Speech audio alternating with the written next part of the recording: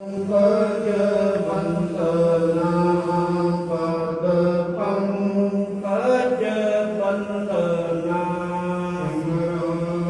अंगद दोख निकंदना दोख निकंदना अमरदास गोर हृदय जावो हृदय जावो श्री गुरु रामदास गुण गावो श्री गुरु रामदास गुण गावो गुरु अर्जन विघ्न के नाशक विघ्न के नाशक गुरु हरि गोविंद शोभ मत प्रकाशक शोभ मत प्रकाशक गुरु हरि नमो कर जोरी नमो कर जोरी गुरु हरि कृष्ण मनाए बहोरी मनाए बहोरी एक बहादुर परम कृपाला जी परम कृपाला गुरु गोविंद सिंह बेताला गुरु गोविंद सिंह बेताला पुर पुन पुन सीसा जी पुन पुन सीसा बंदा बार बार जगदीशा बंदा बार बार जगदीशा। श्री गुरु ग्रंथ ਸਾਹਿਬ ਮਹਾਰਾਜ जी ਦੀ पावन पवित्र हजूरी अंदर सबाईमान सत संगी जनों आप जी बहुत वडभागी हो जो प्राणी किसी पूर्वले कर्म नूं उस दे उमां दे द्वारा आप जी इस पावन सत संगत दे विच जुड़ बैठे हो। जिवें जिवें मनुख परमात्मा दे गुण गाउंदा है उसका नाम ध्याउंदा है तिवें तिवें इस दी चेतना निर्मल हुंदी जांदी है तिवें तिवें बुद्ध दे विच प्रकाश वध जांदा है। असल दे विच मनुख के अंदर परमात्मा है आत्म प्रकाश है इसकी बुद्धि पहला ही निर्मल है पर जिवें एक साफ कपड़ा हुंदा है सफेद रंग का कपड़ा है उस कपड़े के उत्ते मैल चढ़ जाएगी उस मैल नूं धोना जिवें ही वो धुप गई कपड़ा फिर सफेद आ जाएगा उते सफेद पहला ही है पर जे विचे जिहड़ी वकार के रूप में मैल लग गई है उसने सारा खेल खराब किया होया उसे मैल के करके मनुख की दृष्टि है जिहड़ी वो बदली हुई है जो इस दे लई सदा लई चंगा है वो इसनूं पता ही नहीं जो इसने कमाना है जो ये कमान आया है वो इसनूं पता ही नहीं लगता जो इसके किसी काम का नहीं है उसनूं ये अपना समझी बैठा है सिर्फ किहदे करके अज्ञान करके मैल करके मैल ते एक रूपक है, सही रूप में इनू अज्ञान कहांगे या इसनू अंधेरा भी कह सकते हैं। अंधेरा तां कहते हैं, अंधेरे का भी रूपक तां ही लिया जाता है। भाव है तो सारा ही कुछ है, पर जिवें रात को अंधेरा होवे, दुनिया होती है, घर परिवार होंदे ने, पर जिहड़ा अंधेरा हुंदा है, अंधेरे दे आउण करके जिन्नियां भी चीज़ां घर विच पईयां ने वो लुक जांदियां ने। इवें अज्ञानता का अंधेरा आउण करके जो इस दे विच गुण नहीं, वो सारे गुण लुक गए। इसे तरीके नाल मनुख अपने आप को कुछ होर समझ बैठा है जो ये है नहीं है। मैं सीधे लफ्ज़ां में कहां, इसनूं अपनी पहचान ही भुल गई है। जीव आत्मा ने इस देह दे विच प्रवेश किया, जिवें प्रवेश किया इस दुनिया के उत्ते, परमात्मा तो लिव टुट गई। फिर देह दे विच भी जो जो ये व्यापार से वंड करता रहा, उसनूं अपना आप समझता रहा। हुण जो देह के नाल इकट्ठा किया है, उसनूं ये अपना समझ बैठा है। जो भी देह के नाल जुड़िया होया है, उन्होंने अपना समझ बैठा है। देह भी अपनी समझ बैठा है और सदा लिए समझ बैठा है। यही अज्ञान है, यही बंधन है, यही दुख है। जिस दिन ये बंधन टूट जाएगा, उसे दिन ही दुख टूट जाएगा, उसे दिन ही अशांति टूट जाएगी। मैं सवेरे भी यही बेनती कर रहा सी, जी जिंदगी में ये चाहते हैं कदे सुख आएगा, वो कदे नहीं होगा। क्यों? क्योंकि जिस दिन से शुरू होए उस दिन की सुखा की आशा कर रहे हैं, लगातार चीज मंगी जाते हैं, सुख मिल जाता है। जिस दिन चीज चली जाती है, सुख खत्म हो जाता है। बुजुर्गी नहीं यही हालात है, यही अज्ञान है। सदा लिए मन के चिंतावां, परेशानियां, टेंशन बड़ियां, जिंदगी चिंता में निकल गई।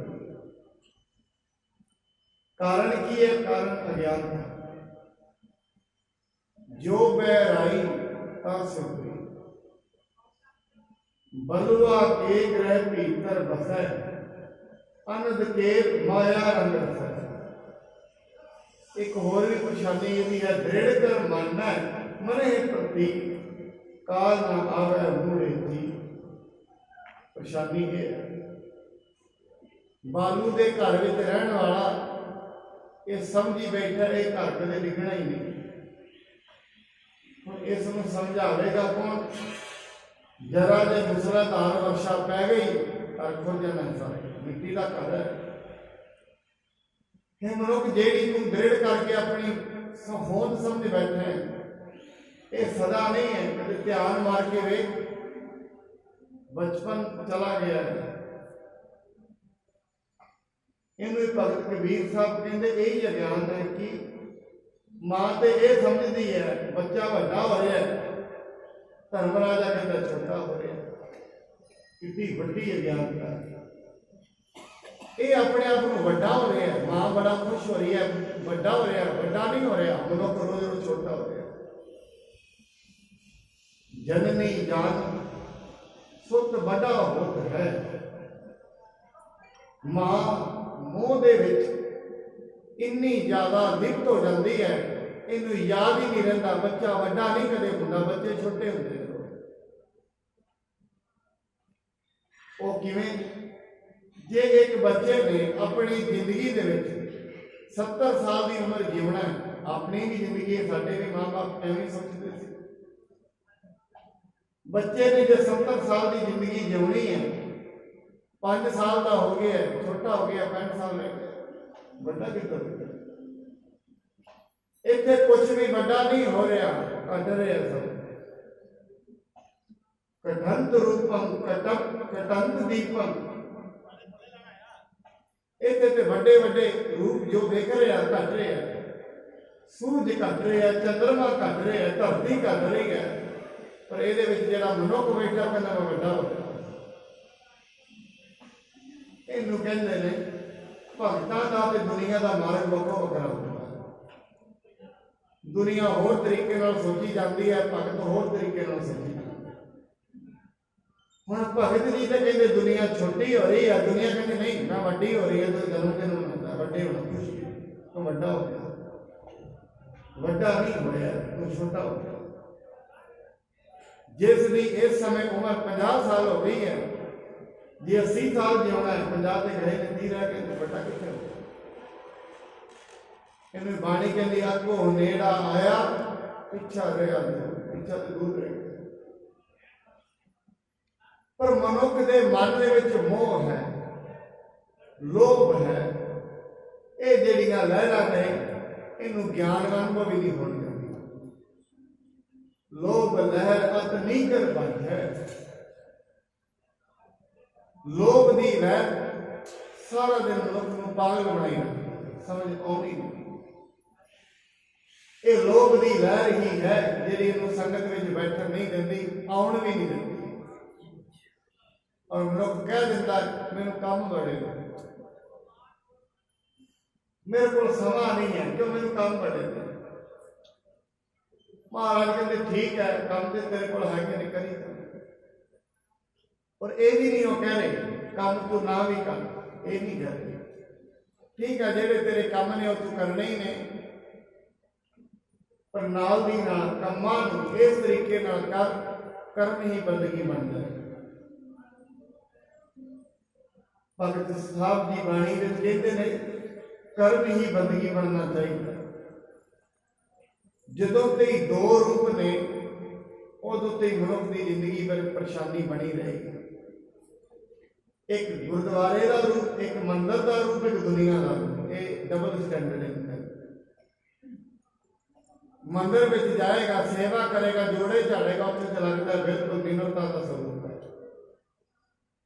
जैसी यदि देखनी बोलनी चालनी मंदिर गुरुद्वारे मस्जिद होती है, ऐसी यदि जिंदगी में नहीं होती। इन्हें डबल रूप असीं कहते। जैसियां धार्मिक गल्लां मनुख चंगे मनुखों में बैठ के कर लेंदा है, ऐसा ही अपने काम से चंगियाई नहीं करता। तेरे जे नहीं कर रहा इसकी जिंदगी गलत हो। इनू नहीं पता क्यों ना पता होने का कारण है लोभ मोह, जो इतों लगातार ही पाप कराई जा रहे हैं, कराई जा रहे हैं। मन रूपी जी चादर है वो रोज रोज मैली होती जा रही है, मैली होती जा रही है। एक दिन इन्नी मैली हो जाएगी समझ में ही नहीं रहना की लैन आया सी की लैन नहीं, बिल्कुल ही मैली हो जाएगी। फिर अज तो थोड़ा बहुता आ भी जाता है, फिर जमा ही खत्म हो जाएगा। जिनके चित कठोर है से बहे है ना सतगुर पास, फिर बिल्कुल ही चंगा नहीं लगेगा धर्म का। फिर इसमें इवें लगेगा जी गुरबाणी पढ़नी है, वेद शास्त्र पढ़ने नहीं, ये पंडितों का काम है, ग्रंथियों का काम है, साडा काम थोड़ी। कीर्तन करना ग्रंथियों का काम है, साडा काम थोड़ी। ये असल दे विच किसी का भी काम नहीं है, सारियां दी जिंदगी का काम किसी का भी नहीं है, ये सारियां दी जिंदगी का एक काम नहीं है, ये बंदगी है, ये भगती है, ये मनुख को करनी ही पैंदी है। आओ जिवें लड़ीवार कथा चल रही है, भाई बलैना जी महाराज जी सच्चे पातशाह राजे इस सवाल का जवाब दे रहे हैं। लेख मिट भी जाते हैं, लेख भुगतने भी पैंदे। हुण ये दोवें गल्लां इकट्ठियां ते नहीं हो सकदियां, मिटते भी ने भुगतने भी पैंदे ने। राजे दे विच ये शंका है, आओ गुरु जी किहड़े तरीके नाल सुपने विच उहनूं पहला सुपना आया, कोई सुपना उहदे सामने सच हो गया है, किवें अगे कथा चलती है। बड़े प्रेम अदब सत्कार सह श्रवण करिए। आरंभ करन तो पहला सतगुरु जी वालों बख्शे पावन को मंत्र नाल सांझ पाइए। सतनाम श्री वाहिगुरु साहिब जी। ਸ੍ਰੀ ਵਾਹਿਗੁਰੂ ਸਾਹਿਬ ਜੀ। ਜਗ ਜਾਗਰਤ ਆਪਣੀ ਪਹਿਚਾਨੈ, ਕਰਤ ਹਟਾਵਣ ਪਾਪ ਬਖਾਨੈ। ਤੇ ਜਿਹੜਾ ਰਾਜਾ ਹੈ, ਇਹ ਜਦੋਂ ਮੈਂ ਆਪਣੀ ਜਾਗਰਤ ਅਵਸਥਾ ਨੂੰ ਪਛਾਣਦਾ ਹਾਂ, ਜਦੋਂ ਤੋਂ ਸੁਪਨਾ ਚੇਤੇ ਆਉਂਦਾ, ਕਹਿੰਦਾ ਸਾਰਾ ਕੁਝ ਸੱਚ ਹੀ ਚੱਲ ਰਿਹਾ, ਬੱਚੇ ਵੀ ਸੱਚ ਨੇ, ਨਾਲ ਘਰ ਦੀ ਵੀ ਸੱਚ ਹੈ। ਜਿਵੇਂ ਹੀ ਜਾਗਦਾ ਫਿਰ ਰਾਜੇ ਨੂੰ ਪਤਾ ਲੱਗਦਾ ਨਹੀਂ ਇਹ ਝੂਠ ਹੈ, ਫਿਰ ਉਹਨਾਂ ਨੂੰ ਆਪਣੇ ਤੋਂ ਦੂਰ ਕਰ ਰਿਹਾ ਹੈ। ਮੈਂ ਸੰਬੰਧੀ ਨਹੀਂ ਤੁਮਾਰੋ, ਅਮਕ ਕਿਰਨ ਕੋ ਈਸ ਉਧਾਰੋ। ਰਾਜਾ ਕਹਿੰਦਾ ਮੈਂ ਤੁਹਾਡਾ ਸੰਬੰਧੀ ਨਹੀਂ ਹਾਂ, ਮੈਂ ਤੇ ਇੱਕ ਥਾਂ ਦਾ ਪਹਾੜਾਂ ਦਾ ਰਾਜਾ ਹਾਂ, ਤੁਹਾਨੂੰ ਭੁਲੇਖਾ ਪੈ ਰਿਹਾ ਹੈ, ਮੈਂ ਤੁਹਾਡਾ ਸੰਬੰਧੀ ਨਹੀਂ ਹਾਂ। ਠਾਂਡੇ ਰਹੋ ਦੂਰ ਹਟ ਕਰਕੇ, ਛੂਹੋ ਨ ਤੁਮਕੋ ਨੀਚ ਵਿਚਰ ਕੇ। ਮੇਰੇ ਤੋਂ ਦੂਰ ਰਹੋ, ਤੁਸੀਂ ਨੀਚ ਹੋ, ਮੈਂ ਤੁਹਾਨੂੰ ਛੋਣਾ ਵੀ ਨਹੀਂ ਚਾਹੁੰਦਾ, ਮੇਰੇ ਤੋਂ ਤੁਸੀਂ ਦੂਰ ਹੋ ਕੇ ਹੀ ਖਲੋਣਾ ਹੈ। ਆਪਣੇ ਕੋ ਤੁਮ ਕਿਉਂ ਨਾ ਪਛਾਨੋ, ਆਪਨ ਸੰਬੰਧੀ ਮੋਹਿ ਬਖਾਨੋ।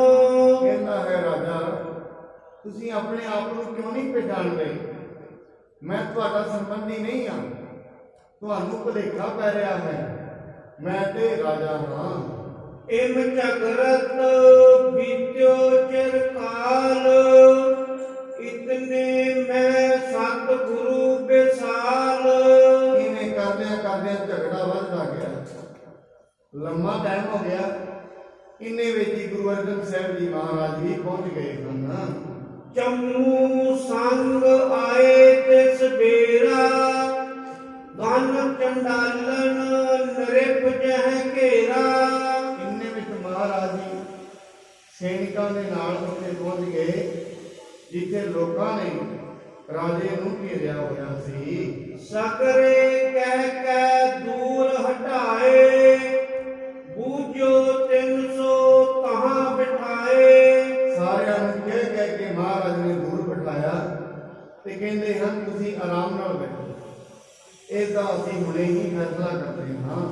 ਸ੍ਰੀ ਅਰਜਨ ਅਰ ਮਾਨਵ ਸਾਰੇ, ਬੈਠ ਗਏ ਸੁਨ ਬੇਹਿਤ ਧਾਰੇ।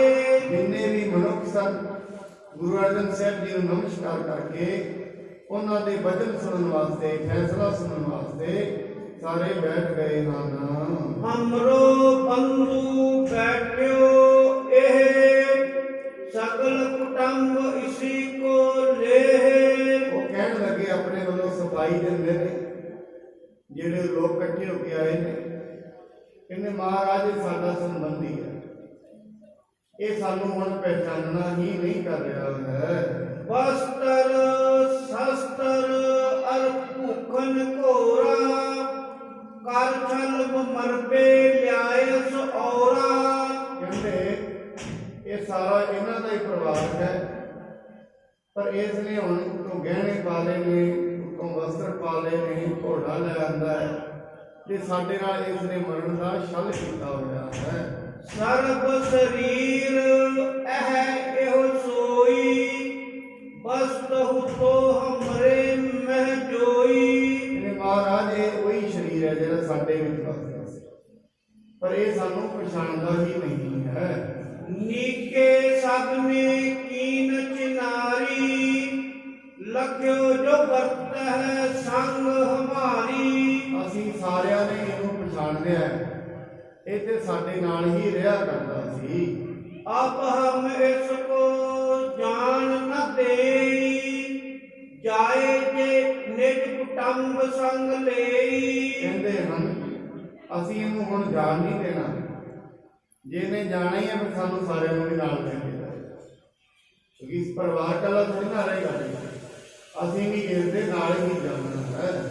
ਸਕਲ ਬੈਸ ਜਿਨ ਸੰਗ ਬਿਤਾਈ, ਅਬ ਏਕ ਇਤ ਜੈ ਹੈ ਦੁਖ ਪਾਈ। ਸਾਰੀ ਉਮਰ ਤੇ ਸਾਡੇ ਨਾਲ ਬਿਤਾਈ ਹੈ, ਹੁਣ ਸਾਨੂੰ ਛੱਡ ਕੇ ਕਿੱਥੇ ਜਾਏਗਾ। ਅਸੀਂ ਇਸ ਤੋਂ ਪਿੱਛੇ ਰੋਣਾ ਨਹੀਂ ਹੈ, ਅਸੀਂ ਕੋਈ ਦੁੱਖਾਂ ਦੇ ਵਿੱਚ ਆਪਣੀ ਜ਼ਿੰਦਗੀ ਖਰਾਬ ਨਹੀਂ ਕਰਨੀ ਹੈ। ਸ੍ਰੀ ਅਰਜਨ ਸਰਬ ਬੱਗੇ ਸੁਜਾਨਾ, ਤਿਨ ਵਰਜਨ ਕੋ ਬਾਕ ਬਖਾਨਾ। ਗੁਰੂ ਅਰਜਨ ਸਾਹਿਬ ਮਹਾਰਾਜ ਸਾਰਾ ਕੁਝ ਹੀ ਜਾਣਦੇ ਸਨ, ਗੱਲ ਕੀ ਵਾਪਰੀ ਹੈ। ਉੱਥੇ ਸਾਰੀਆਂ ਵਿਧੀਆਂ ਦੇ ਵਿੱਚ ਹੀ ਨਿਪੁੰਨ ਹਨ, ਜਿਨ੍ਹਾਂ ਲੋਕਾਂ ਦੇ ਗਿਆਤਾ ਹਨ ਉਹਨਾਂ ਨੂੰ ਤੇ ਪਤਾ ਹੈ ਇਹ ਸਾਰੀ ਵਿਧੀ ਕੀ ਹੁੰਦੀ ਹੈ। ਉਹਨਾਂ ਨੂੰ ਰੋਕਣ ਦੇ ਲਈ ਮਹਾਰਾਜ ਜੀ ਨੇ ਵਚਨ ਕੀਤੇ ਹਨ, ਜੋ ਮਰ ਗਇਓ ਸੋ ਬੰਧ ਤਿਹਾਰੋ, ਚਾਹੇ ਕਾਟਿਓ ਸੋ ਕਬਰ ਨਿਹਾਰੋ। ਮਹਾਰਾਜ ਜੀ ਨੇ ਜਿਹੜਾ ਤੁਹਾਡਾ ਸੰਬੰਧੀ ਮਰ ਗਿਆ ਤੁਸੀਂ ਇਹਨੂੰ ਕਬਰ ਵਿੱਚ ਕੱਢਿਆ ਸੀ, ਕਬਰ ਵਿੱਚ ਦੱਬਿਆ ਸੀ, ਤੇ ਉਹ ਕਬਰ ਕਿੱਥੇ ਹੈ ਜਿੱਥੇ ਉਸ ਨੂੰ ਦਬਾਇਆ ਹੋਇਆ ਹੈ। ਤਿਸ ਮੈਂ ਮੁਰਦਾ ਹੋਏ ਜੇ ਆਨੋ, ਤੋ ਤੁਮਰੋ ਇਹੋ ਨਹੀਂ ਪਛਾਨੋ। ਕਹਿੰਦੇ ਤੇ ਉਹ ਕਬਰ ਦੇ ਵਿੱਚ ਹਜੇ ਤੇ ਮੁਰਦਾ ਹੈ, ਫਿਰ ਤੇ ਤੁਹਾਡਾ ਨਹੀਂ ਹੈ, ਇਹਦੇ ਨਾਲ ਦਾ ਹੀ ਉੱਥੇ ਹੈ। ਜੇ ਉੱਥੇ ਨਹੀਂ ਹੈ ਫਿਰ ਇਹ ਤੁਹਾਡਾ ਸੰਬੰਧੀ ਹੀ ਹੈ। ਜੇ ਤੈ ਤਹਾਂ ਨਿਹਾਰੋ ਸੋਏ, ਤਉ ਕਹਿਬੋ ਤੁਮਰੋ ਸੱਚ ਹੋਏ। ਇਸ ਕਰਕੇ ਹੁਣ ਜਾਓ ਉੱਥੇ ਜਾ ਕੇ ਪੜਤਾਲ ਕਰੋ ਵੀ ਉੱਥੇ ਮੁਰਦਾ ਹੈ ਕਿ ਨਹੀਂ ਹੈ। ਜੇ ਮੁਰਦਾ ਹੈ ਫਿਰ ਇਹ ਤੁਹਾਡਾ ਸੰਬੰਧੀ ਨਹੀਂ ਮੰਨਿਆ ਜਾਵੇਗਾ। ਸੁਣ ਕੇ ਬਾਕ ਸਭ ਨਹੀਂ ਮਾਨੇ, ਇਹੋ ਤੁਮ ਆਚੀ ਰੀਤ ਬਖਾਨੇ। ਸਾਰੇ ਕਹਿੰਦੇ ਨੇ ਤੁਹਾਡੀ ਗੱਲ ਠੀਕ ਹੈ, ਇਹ ਚੰਗੀ ਗੱਲ ਹੈ, ਕਿਉਂਕਿ ਪਰਖ ਤੇ ਇਵੇਂ ਹੀ ਹੋਣੀ ਹੈ। ਹੁਣੇ ਲੱਗਦਾ ਤੇ ਸਾਡਾ ਸੰਬੰਧੀ ਹੈ, ਪਰ ਪਰਖ ਇਵੇਂ ਹੀ ਹੋਏਗੀ। ਅਸੀਂ ਹੁਣੇ ਜਾ ਕੇ ਹੀ ਕਬਰ ਨੂੰ ਵੇਖਣਾ ਕਰਦੇ ਹਾਂ। ਗਨ ਚੰਡਾਲ ਖੋਦ ਤਿਸ ਬੇਰਾ, ਦਫਨਿਓ ਮੁਰਦਾ ਕਹਾਂ ਸੁਹੇਰਾ। ਸਾਰਿਆਂ ਨੇ ਚੰਗੀ ਤਰ੍ਹਾਂ ਧਰਤੀ ਖੋਦੀ, ਪੁੱਟੀ ਹੈ ਧਰਤੀ, ਉੱਥੇ ਵੇਖਣਾ ਕੀਤਾ ਹੈ, ਮੁਰਦਾ ਉੱਥੇ ਹੀ ਦੱਬਿਆ ਹੋਇਆ ਪਿਆ ਹੈ। ਤਬ ਚੰਡਾਲ ਸਕਲ ਬਿਸਮਾਏ, ਬਹੁਰ ਕਹਿਣ ਕਿਛ ਨਿਕਟ ਨਾ ਆਏ। ਫਿਰ ਸਾਰੇ ਹੈਰਾਨ ਹੋ ਗਏ, ਫਿਰ ਹੁਣ ਦੁਬਾਰਾ ਆਏ ਨਹੀਂ ਮਹਾਰਾਜ। ਦੇਖਿਆ ਵੀ ਇੱਥੇ ਸਾਡਾ ਤੇ ਇੱਥੇ ਪਿਆ, ਅਸੀਂ ਤੇ ਗਲਤ ਮਨੁੱਖ ਨੂੰ ਹੀ ਆਪਣਾ ਸੰਬੰਧੀ ਸਮਝ ਰਹੇ ਹਾਂ। ਭੂਪਤ ਕੋ ਚੜਾਏ ਕਰ ਚਾਲੇ, ਆਪਨ ਪੁਰੀ ਕੋ ਪੰਥ ਸੰਭਾਲੇ। ਮਹਾਰਾਜ ਜੀ ਨੇ ਰਾਜੇ ਨੂੰ ਨਾਲ ਲਿਆ, ਲੈ ਕੇ ਸ਼੍ਰੀ ਅੰਮ੍ਰਿਤਸਰ ਸਾਹਿਬ ਵੱਲ ਆ ਗਏ ਹਨ। ਸੰਧਿਆ ਕੋ ਚੱਲ ਆਰਤੈ ਤਹ ਆਏ, ਮਹਿ ਪਾਲ ਸੋਚਤ ਬਿਸਮਾਏ। ਸ਼ਾਮ ਦੇ ਸਮੇਂ ਮਹਾਰਾਜ ਉੱਥੇ ਪਹੁੰਚੇ, ਪਰ ਰਾਜਾ ਮਨ ਦੇ ਵਿੱਚ ਸੋਚਣ ਦਿਆ, ਕਮਾਲ ਹੋ ਗਈ, ਜ਼ਿੰਦਗੀ ਵਿੱਚ ਇਹ ਸੋਚਿਆ ਵੀ ਨਹੀਂ ਇੱਕ ਐਸੀ ਰੀਤੀ ਮੇਰੇ ਨਾਲ ਵਾਪਰ ਗਈ। ਇਹ ਤੇ ਕਦੇ ਸੋਚਿਆ ਵੀ ਨਹੀਂ ਸੀ ਵੀ ਇਵੇਂ ਵੀ ਹੋਏਗਾ, ਕਿਉਂਕਿ ਮਨੁੱਖ ਦੇ ਨਾਲ ਬੜੀ ਬੜੀ ਅਚਰਜ ਕੋਤਕ ਅਕਸਰ ਵਾਪਰਦੇ ਹੀ ਨੇ ਜ਼ਿੰਦਗੀ ਵਿੱਚ। ਜੋ ਕੁਝ ਮਨੁੱਖ ਨੇ ਸੋਚਿਆ ਵੀ ਨਹੀਂ ਹੁੰਦਾ, ਕਈ ਵਾਰੀ ਐਸਾ ਵੀ ਹੁੰਦਾ ਹੈ ਸੁਪਨੇ ਦੇ ਵਿੱਚ ਸਾਨੂੰ ਜੋ ਚੀਜ਼ ਕਈ ਵਾਰੀ ਵਿਖ ਜਾਂਦੀ ਹੈ ਜਾਂ ਕੋਈ ਗੱਲ ਕਹਿ ਦਿੱਤੀ ਜਾਂਦੀ ਹੈ, ਉਹ ਗੱਲ ਅਕਸਰ ਹੀ ਸਾਡੀ ਅਸਲ ਜ਼ਿੰਦਗੀ ਵਿੱਚ ਸੱਚ ਹੋ ਜਾਂਦੀ ਹੈ। ਕੋਈ ਮਨੁੱਖ ਆ ਕੇ ਕਹਿ ਜਾਵੇ, ਕਿਸੇ ਦੇ ਰੂਪ ਵਿੱਚ ਕਹਿ ਜਾਵੇ, ਅਕਸਰ ਇਹ ਸੱਚ ਹੋ ਜਾਂਦਾ ਹੈ। ਕਾਰਨ ਕੀ ਹੈ? ਕਿਉਂਕਿ ਜਿਹੜਾ ਸੁਪਨਾ ਹੈ ਅਸਲ ਦੇ ਵਿੱਚ ਤਿੰਨ ਚੀਜ਼ਾਂ ਨੇ, ਵੈਸੇ ਚਾਰ ਅਵਸਥਾਵਾਂ ਮੰਨਦੇ ਹਨ ਸਿਆਣੇ ਲੋਕ, ਕਿਉਂਕਿ ਸੁਪਨਿਆਂ ਨੂੰ ਵੀ ਯਾਦ ਰੱਖਣਾ, ਸੁਪਨਿਆਂ ਤੇ ਖੋਜ ਕਰਨੀ, ਇਹ ਹਰੇਕ ਮਨੁੱਖ ਨਹੀਂ ਕਰ ਸਕਦਾ। ਜਿਹਦੀ ਸੁਰਤ ਬੜੀ ਗੰਭੀਰ ਹੈ, ਜਿਸ ਦੇ ਅੰਦਰ ਵਿਕਾਰ ਨਹੀਂ ਹਨ, ਐਸੀ ਸਟੱਡੀ ਵੀ ਕਰ ਸਕਦਾ ਹੈ, ਗਹਿਰਾਈ ਵਿੱਚ ਵੀ ਜਾ ਸਕਦਾ। ਆਪਣੇ ਮਨ ਦੀ ਗਹਿਰਾਈ ਵਿੱਚ ਜਾਣਾ ਇਹ ਹਰੇਕ ਕੋਈ ਮਨੁੱਖ ਸਮਝਦਾ ਹੈ। ਪਹਿਲੀ ਗੱਲ ਤੇ ਆਪਣੇ ਮਨ ਦਾ ਹੀ ਪਤਾ ਲੱਗ ਜਾਏ, ਇਹ ਬੜੀ ਵੱਡੀ ਗੱਲ ਹੈ। ਮਨੁੱਖ ਨੂੰ ਹਜੇ ਤਾਈਂ 98% ਮਨੁੱਖਾਂ ਨੂੰ ਆਪਣੇ ਮਨ ਦਾ ਹੀ ਨਹੀਂ ਪਤਾ ਲੱਗਦਾ, ਮੇਰਾ ਮਨ ਅਲੱਗ ਹੈ। ਇਹ ਮਹਾਰਾਜ ਦਾ ਬਚਨ ਹੈ ਨਾ, ਇਹ ਮਨ ਮੇਰਿਆ ਤੂੰ ਸਦਾ ਰਹੋ ਹਰਨਾ। ਇਹ ਸ਼ਬਦ ਨੂੰ ਥੋੜਾ ਗਹਿਰਾਈ ਨਾਲ ਵਰਤੋ। ਇਹ ਜੋ ਕਹਿ ਰਿਹਾ ਹੈ, ਇਹ ਮਨ ਮੇਰਿਆ, ਕੌਣ ਕਹਿ ਰਿਹਾ ਮਨ? ਇਹ ਵੇਖੋ ਮੇਰਾ ਸ਼ਬਦ ਵਰਤੇ ਜਿਵੇਂ ਅਸੀਂ ਬੈਠੇ ਹੋਏ ਆ, ਅਸੀਂ ਆਪਣੇ ਮਨ ਨੂੰ ਕਹੀਏ ਮੇਰਾ ਮਨਾ, ਕੌਣ ਕਹਿ ਰਿਹਾ? ਕੋਈ ਤੇ ਹੈ ਜਿਹੜਾ ਬਾਹਰੋਂ ਤੇ ਕੋਈ ਨਹੀਂ ਕਹਿ ਰਿਹਾ, ਅੰਦਰ ਅਸੀਂ ਆਪਣੇ ਮਨ ਨੂੰ ਕਹਿ ਰਹੇ ਹਾਂ। ਜੋ ਉਹ ਮਨ ਨੂੰ ਕਹਿ ਰਿਹਾ ਕੋਈ ਰਿਸ਼ਤਾ ਹੈ, ਉਹਨੂੰ ਅਸੀਂ ਸਾਖੀ ਮੰਨਦੇ। ਜਿੰਨਾ ਜਿੰਨਾ ਅਸੀਂ ਗੰਭੀਰ ਹੁੰਦੇ ਜਾਵਾਂਗੇ ਆਪਣੇ ਮਨ ਨੂੰ ਵੇਖਣਾ ਸ਼ੁਰੂ ਕਰ ਦੇਣਾ। ਜਿਨ੍ਹਾਂ ਨੇ ਆਪਣੇ ਮਨ ਨੂੰ ਵੇਖ ਲਿਆ ਉਹਨੂੰ ਜਿਗਿਆਸੂ ਕਹਿੰਦੇ ਨੇ। ਜਿਹਨੇ ਆਪਣੇ ਮਨ ਨੂੰ ਵੇਖ ਲਿਆ, ਫਿਰ ਜੋ ਆਪਣੇ ਮਨ ਨੂੰ ਵੇਖ ਲੈਂਦਾ ਉਹ ਖੋਜ ਆਰੰਭ ਕਰਦਾ ਹੈ। ਮੇਰੇ ਮਨ ਵਿੱਚ ਦਿੱਕਤ ਹੈ, ਮੇਰੇ ਮਨ ਵਿੱਚ ਗਲਤ ਵਿਚਾਰ ਚੱਲਦੇ ਨੇ ਬਣਿਆ ਦੇ ਪ੍ਰਤੀ। ਬਹੁਤ ਦੁਨੀਆ ਦੇ ਬਾਰੇ ਮੈਂ ਮਾੜਾ ਸੋਚਦਾ। ਇਹ ਹਰੇਕ ਨੂੰ, ਕਿਉਂਕਿ ਮਨੁੱਖ ਤੇ ਆਪਣੀ ਤਸਵੀਰ ਕੁਝ ਹੋਰ ਬਣਾਈ ਬੈਠਾ ਹੈ। ਕਿਉਂ? ਸਾਰਾ ਦਿਨ ਉਹਨੂੰ ਲੋਕੀ ਕਹਿੰਦੇ ਕਿਸੇ ਘਰ ਜਾ ਕੇ ਤੁਸੀਂ ਬੜੇ ਠੀਕ ਹੋ, ਬੜਾ ਤੁਸੀਂ ਚੰਗਾ ਕੰਮ ਕਰਦੇ ਹੋ, ਤੁਸੀਂ ਗੁਰਦੁਆਰੇ ਵੀ ਜਾਂਦੇ ਹੋ, ਤੁਸੀਂ ਬਾਣੀ ਪੜ੍ਹਦੇ ਹੋ, ਤੁਸੀਂ ਸਤ ਸੰਗਤ ਵੀ ਕਰਦੇ ਹੋ। ਹੁਣ ਇਹ ਜਿਹੜੀ ਤਸਵੀਰ ਲੋਕਾਂ ਨੇ ਦਿੱਤੀ ਹੈ ਇਹਨੂੰ ਇਹ ਆਪਣੀ ਮੰਨ ਲਿਆ। ਹੁਣ ਮਨ ਵਿੱਚ ਕਦੀ ਵਿਚਾਰ ਆਉਂਦਾ ਹੈ ਮੈਂ ਤੇ ਮਾੜਾ, ਇਹ ਦੋਵੇਂ ਚੀਜ਼ਾਂ ਇਕੱਠੀਆਂ ਸਮਝਦਾ ਹੀ ਨਹੀਂ ਲੋਕ। ਮੈਂ ਔਰ ਮਾੜਾ ਐਵੇਂ ਨਹੀਂ ਹੈ। ਮਨੁੱਖ ਦੀ ਇਸ ਕਰਕੇ ਜ਼ਿੰਦਗੀ 'ਚ ਉਂਗਲ ਦੂਜਿਆਂ ਤੇ ਰਹਿੰਦੀ ਹੈ। ਇਹ ਕੋਈ ਵਿਰਲਾ ਮਨੁੱਖ ਹੁੰਦਾ ਹੈ ਜਿਹੜਾ ਉਂਗਲ ਆਪਣੇ ਵੱਲ ਵੀ ਕਰ ਲਵੇ, ਵਿਰਲੇ। ਔਰ ਮੈਂ ਅਗਲੀ ਗੱਲ ਕਹਿ ਦਿਆਂ, ਜਿਨ੍ਹਾਂ ਦੀ ਉਂਗਲ ਆਪਣੇ ਵੱਲ ਹੋ ਜਾਂਦੀ ਹੈ ਉਹਨਾਂ ਦੀ ਪੂਜਾ ਦੁਨੀਆ ਤੇ ਹੁੰਦੀ ਹੈ, ਉਹਨਾਂ ਹੋਰ ਕਿਸੇ ਦੀ ਨਹੀਂ ਹੁੰਦੀ। ਆਪਣੇ ਵੱਲ ਉਂਗਲ ਕਰ ਲੈਣੀ ਇਹ ਬੜੀ ਔਖੀ ਹੈ, ਦੂਜੇ ਤੇ ਉਂਗਲ ਕਰ ਦੇਣੀ ਇਹ ਬੜੀ ਸੌਖੀ ਹੈ, ਬਹੁਤ ਸੌਖੀ ਹੈ, ਬੜੀ ਆਸਾਨ ਹੀ ਹੈ। ਔਖਾ ਕੀ ਹੈ? ਕਿਸੇ ਨੂੰ ਕਦੇ ਵੇਖਿਆ ਨਹੀਂ, ਪਰਖਿਆ ਨਹੀਂ, ਚੱਲਦੇ ਨੂੰ ਕਹਿੰਦੇ ਬੜਾ ਮਾੜਾ ਹੈ। ਕਿਸੇ ਤੋਂ ਸੁਣਿਆ, ਆਪ ਕਦੇ ਵੇਖਿਆ ਨਹੀਂ, ਕਹਿ ਦਿੱਤਾ, ਕਹਿ ਕੀ ਦਿੰਦਾ।